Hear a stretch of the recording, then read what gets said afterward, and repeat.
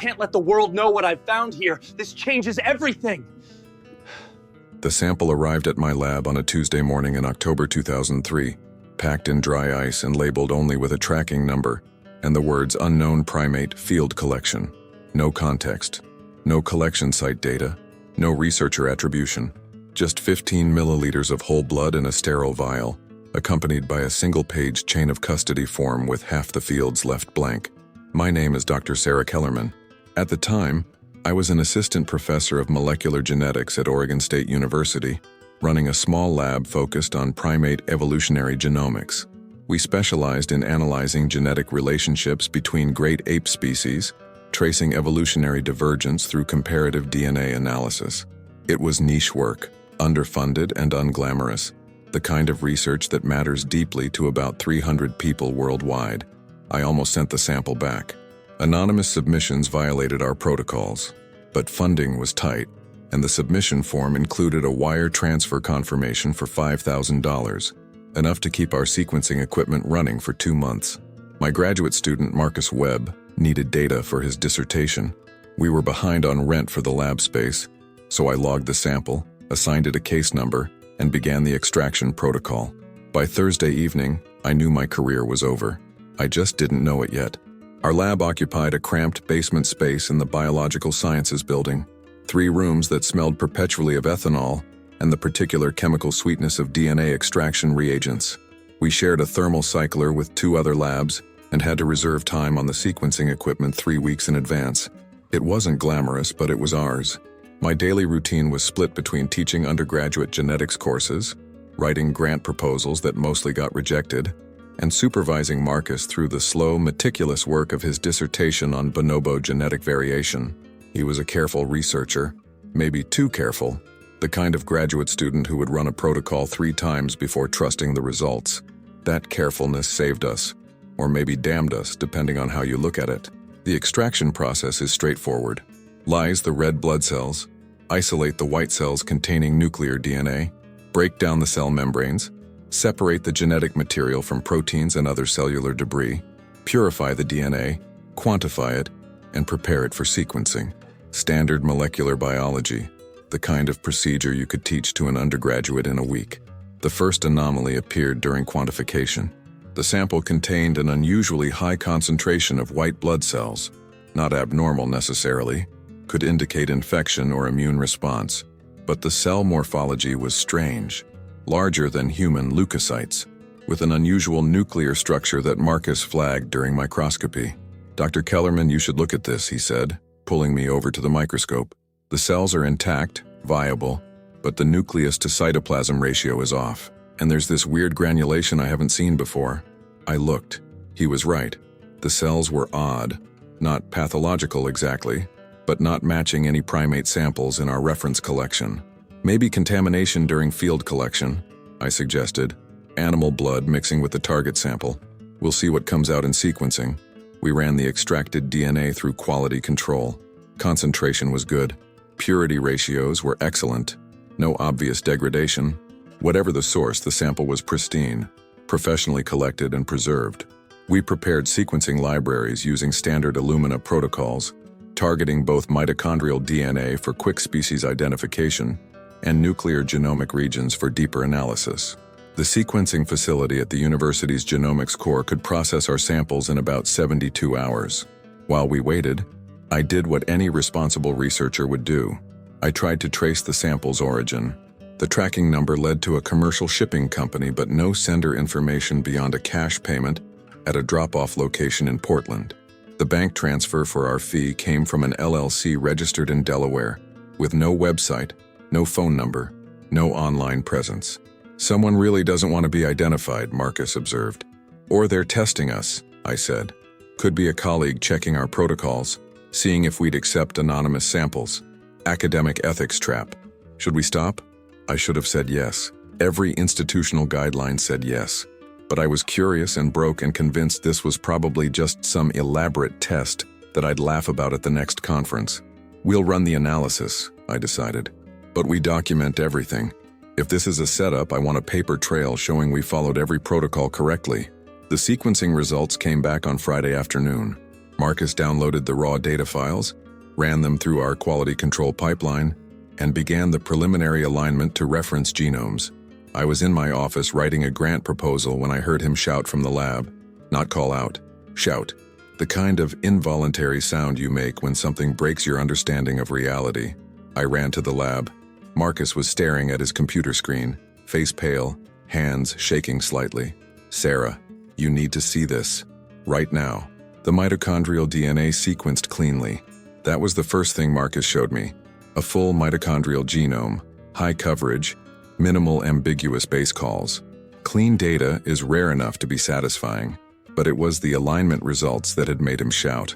"It's not matching anything in GenBank," he said, pulling up the blast results on his screen. "Not human, not chimp, not gorilla, not any known primate. Closest hit is Homo sapiens with 98.7% similarity, but that remaining 3% represents about 200 base pair differences in a 16,000 base pair genome. That's not variance, that's divergence." I pulled up a chair, made him walk me through the analysis step by step. Mitochondrial DNA is inherited maternally, doesn't recombine, evolves at a relatively steady rate. It's perfect for building phylogenetic trees, tracing evolutionary relationships. The sample was showing a mitochondrial lineage that branched off from the Homo sapiens line approximately 800,000 years ago, before Neanderthals, before Denisovans, deep in the Pleistocene. "Contamination," I said. "Has to be. Sample degradation. Modern DNA contamination from handling sequencing artifacts." That's what I thought. Marcus opened another window. So I ran the nuclear DNA. The nuclear genome was where things got impossible. Nuclear DNA is diploid. You inherit one set from each parent. It's where you see recombination, where you can trace both maternal and paternal lineages. The sequences Marcus was showing me contained 23 chromosome pairs, normal for genus Homo. But the actual genetic content was a mosaic. "Look at chromosome 7, Marcus said, highlighting a region. "This section is 99.6% identical to human. Not similar. Identical. Like someone copy-pasted the human genome. That's actually not. Now look at chromosome 11. He switched views. "This section shows only 96% similarity. Significant divergence, but clearly homologous. Same genes, same order, but ancient separation. And here on chromosome 15, there's a whole region that doesn't match anything. Novel genes. No human, no chimp, no gorilla. Unique." I spent 20 minutes going through the data myself, checking his work, looking for the obvious explanation. But the data was consistent, high quality. No signs of contamination or artifacts. What we were looking at was a genome that was partially human, significantly human, but also something else. Something that had diverged from our lineage over 500,000 years ago, and then, at some point in more recent evolutionary history, had interbred with modern humans, or modern humans had interbred with them. "It's like the Denisovan data," Marcus said quietly. "Remember when that finger bone from Siberia showed a genome that was distinct from both humans and Neanderthals, but with evidence of interbreeding with both? This is the same pattern, but this isn't ancient DNA from a fossil. This is fresh. This blood was drawn from a living individual." I sat back in my chair, mind racing through implications. If this was real, if this data was legitimate, we were looking at genetic evidence of an extant hominin species in North America. A species that carried human genes because at some point in the past few thousand years, our species had interbred. A species that had been dismissed as folklore and hoax for centuries. "We need to replicate this," I said. "Different extraction, different sequencing run, different analysis pipeline. We need to make absolutely sure this isn't an error. And if it's not an error, then we contact whoever sent us this sample and find out where they got it." I looked at the data one more time. Because if there's a living population of archaic hominins carrying human genetic markers, that's not just a scientific discovery, that's a conservation crisis. Marcus nodded slowly. "Should we tell anyone? The department chair? The university?" "Not yet. Not until we're certain. Let's replicate first." We worked through the weekend, running every control we could think of. The results didn't change. By Monday morning, we'd exhausted our ability to explain the data away. I'd run the sequences through every database I could access, consulted reference genomes from every known primate species, checked for laboratory contamination, verified the chain of custody on all our reagents. Marcus had repeated the extraction and sequencing independently. Same results.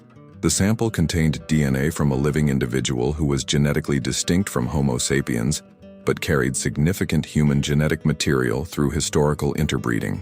I made the call to the number on the original submission paperwork. It rang 4 times before connecting to a voicemail box with no greeting, just a beep. I left a message. This is Dr. Kellerman at Oregon State, regarding sample 2003 10K. We've completed preliminary analysis and need to discuss collection context and potential follow-up. Please return this call as soon as possible. The return call came 6 hours later while I was teaching. I stepped out of the lecture hall to take it. Dr. Kellerman. The voice was male, middle-aged, careful. Thank you for processing the sample. I need information about collection site, field conditions, chain of custody from source to submission. The genetic data it's anomalous. I need to verify. The sample is legitimate, he interrupted. Collected under controlled conditions from a living subject who survived the collection and was released. I can't provide location data, but I can tell you it came from the Cascade Mountain Range in the Pacific Northwest. Who are you? Someone who needed independent verification of data that couldn't be verified through official channels. Someone who needs to know if what we think we found is real. My hands were shaking. The genetic data suggests an unknown hominin species with evidence of recent interbreeding with modern humans. If this is real, if there's a living population, I know what it is, Dr. Kellerman. The question is, what are you going to do with that knowledge? Publish. This would be the most significant discovery in human evolutionary biology in a century. We'd need more samples, population genetics, field verification, but no. His voice was hard. You can't publish this. Excuse me? Think about what publication means. Within a week, every cryptozoologist, hunter, and film crew in the country descends on the Pacific Northwest looking for proof. Within a month, the forests are overrun. Within a year, we've driven an already vulnerable population into extinction or worse, captured them, caged them, turned them into spectacles. We have ethical protocols for humans, for endangered animals, not for something in between. The legal framework doesn't exist. They'd be treated as property or as threats. You know I'm right. I was silent because he was right. The history of how we'd treated every indigenous population we'd encountered, how we'd handled every species discovery that threatened economic interests, he was right. Then why send me the sample at all? Because someone needs to know the truth. Someone credible with expertise who can verify that this is real. So that if something happens, if they're discovered through other means, there's someone who can speak to the genetic data, who can argue for their protection. Who else knows about this? A few people, all of whom understand that silence is protection. I'm asking you to understand the same thing. And if I don't agree to stay silent? A long pause.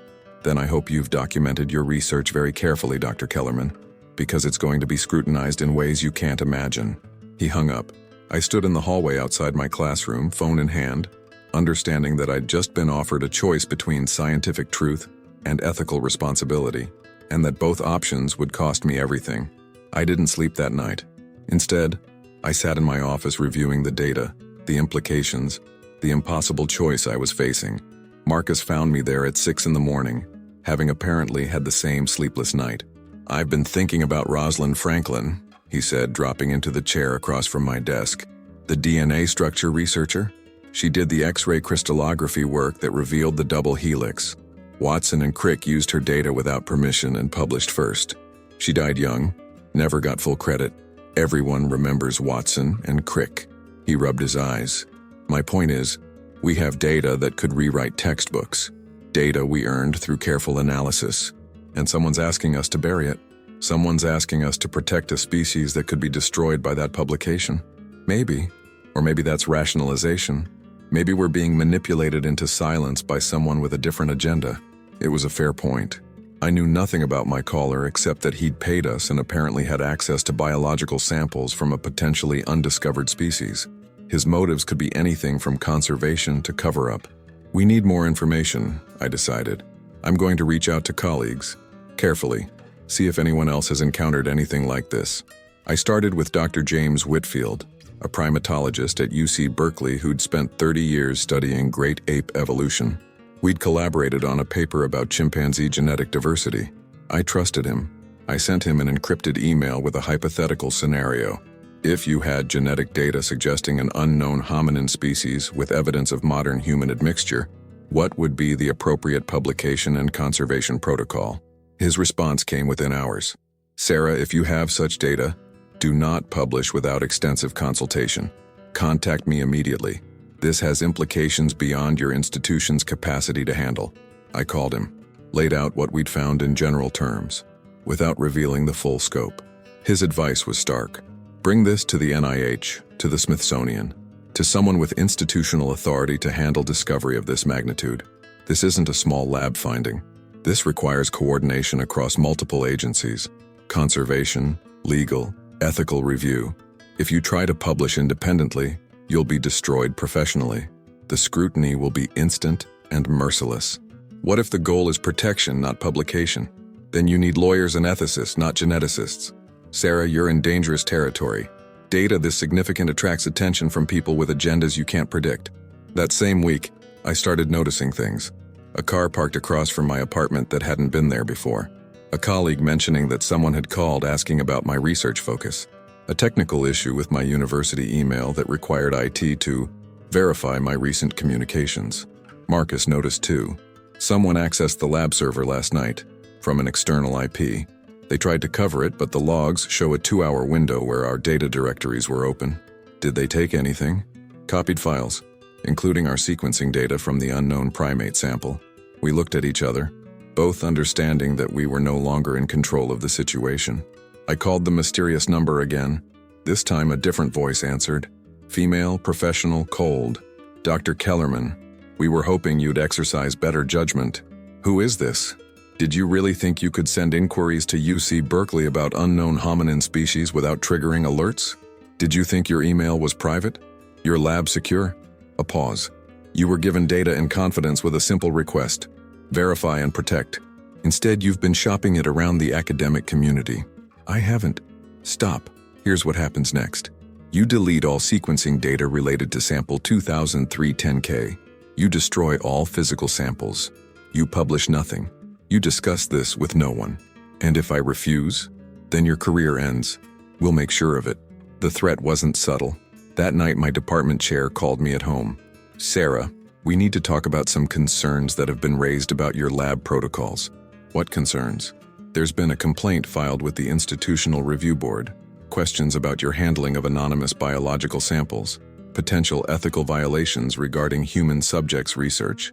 Failure to obtain proper informed consent for genetic analysis. My stomach dropped.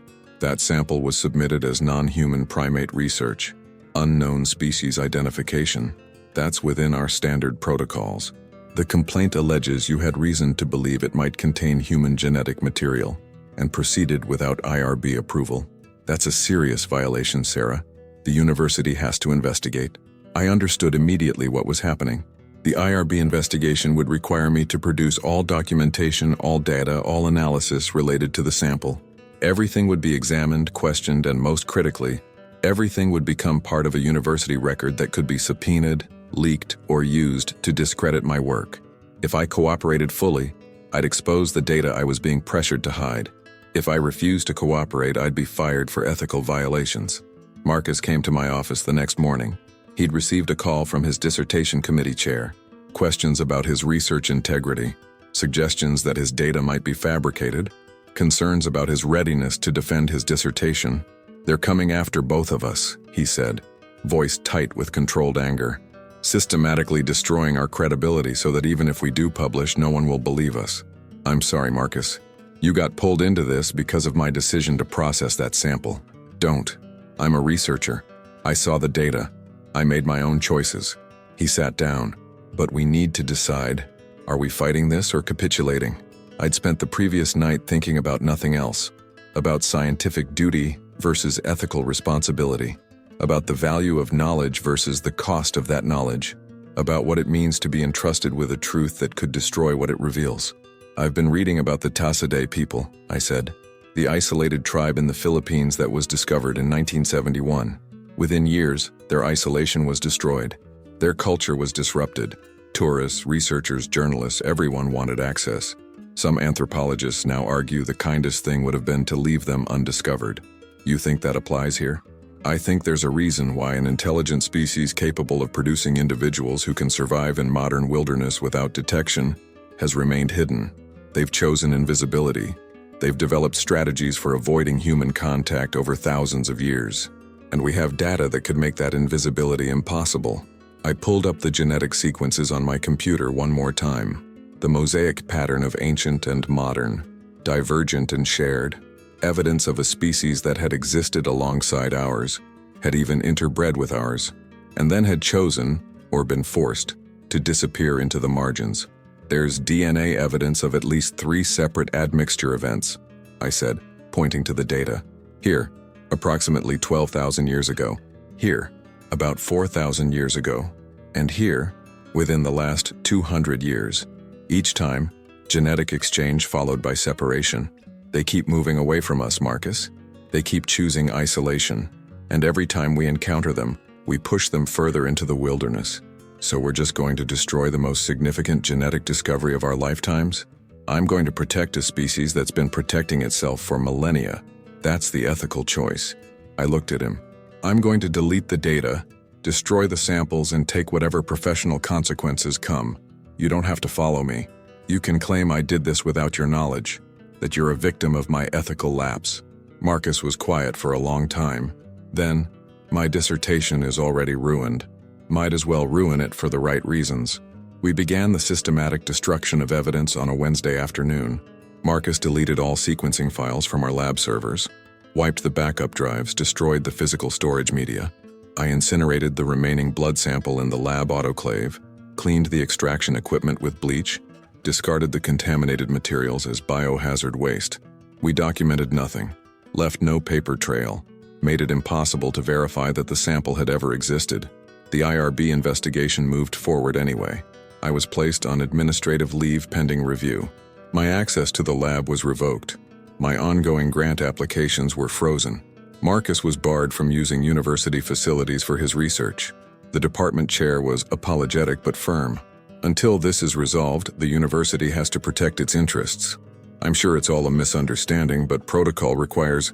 I understand protocol, I said. I'll cooperate fully with the investigation.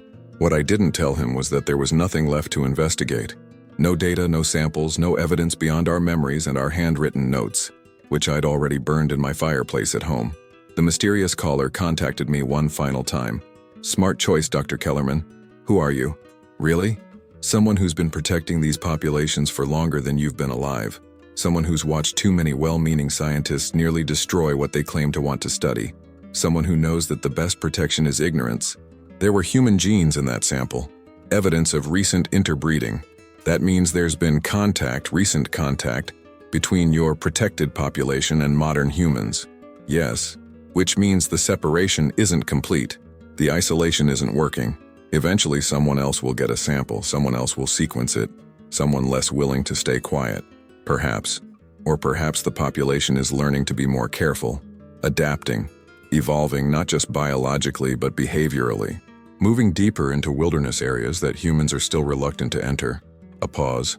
Or perhaps there are others like me, strategically positioned to intercept data, to manage discoveries, to protect what needs protecting. That's a conspiracy. That's a conservation strategy. One that's kept them alive this long. The voice softened slightly. You did the right thing, Doctor. I know it doesn't feel like it. I know it feels like betrayal of your principles. But sometimes the ethical choice is the one that preserves mystery instead of destroying it with revelation. My career is over. Your career at that institution is over. But people with your integrity are rare. Your contact information will be passed to others who might need independent genetic analysis for conservation purposes. Legitimate work. Well-funded. Off the record. I don't want... Think about it. You have my number. The line went dead. The IRB investigation concluded 3 months later, with findings of concerning lapses in protocol adherence, but insufficient evidence of serious ethical violations. I was allowed to resign rather than be terminated. Marcus transferred to a different university to finish his dissertation under a new advisor. Our names were quietly removed from ongoing projects. Dr. Whitfield at Berkeley stopped returning my emails. Other colleagues became suddenly unavailable when I reached out about job opportunities. The academic network that I'd spent 10 years building evaporated in weeks. I was effectively blacklisted, though no one would say it explicitly. I just stopped getting interviews, stopped getting callbacks. My publications were suddenly cited less frequently. My expertise was no longer requested for peer reviews. The message was clear. There are truths the scientific community isn't ready to handle, and people who insist on pursuing those truths become uncomfortable reminders of everything we'd rather not know. By spring 2004, I'd given up on academia entirely.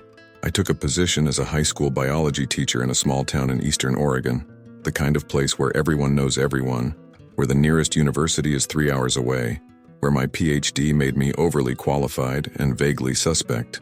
Marcus sent me an email 6 months after I left academia. He'd finished his dissertation on a completely different topic, gotten a postdoc in Europe, was working on macaque genetic diversity in Southeast Asia. Safe topics, he wrote. Nothing controversial. But I wanted you to know, I don't regret what we did. I've been thinking about it a lot, and I believe we made the right choice. I appreciated that more than I could express.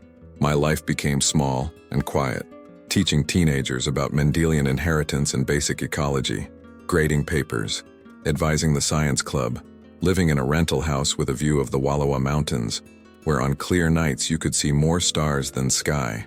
I stopped following the genetics literature, stopped attending conferences, let my professional memberships lapse, tried to make peace with the fact that I'd traded potential greatness for ethical certainty, and most days I wasn't sure if the trade had been worth it. Then 2 years after leaving the university, I received a package. No return address. Inside was a USB drive and a handwritten note on plain paper. Dr. Kellerman, another sample requires analysis. Different collection site, same species. Compensation, $50,000. Same terms. Verify, protect, publish nothing. If interested, respond to the attached contact information.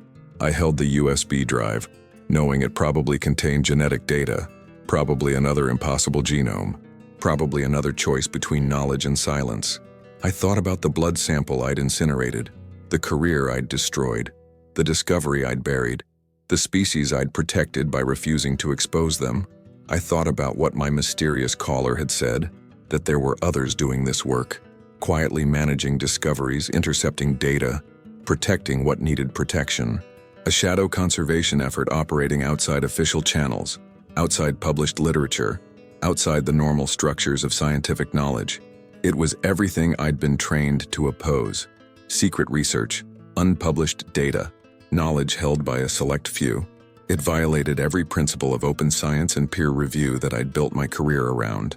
It was also possibly the only thing standing between a vulnerable species and the crushing attention of a world that destroys what it seeks to understand. I looked at the USB drive for a long time, then I plugged it into my laptop. The data was similar to the first sample, mosaic genome, clear evidence of ancient divergence and recent admixture, high-quality sequences that showed no signs of contamination or artifact. But this individual showed different admixture patterns, different ratios of ancient to modern genetic material, evidence of a second population with distinct genetic history. They weren't just one isolated group, they were multiple populations, probably scattered across the Pacific Northwest, each with their own evolutionary trajectory, their own survival strategies, their own delicate balance between existence and discovery.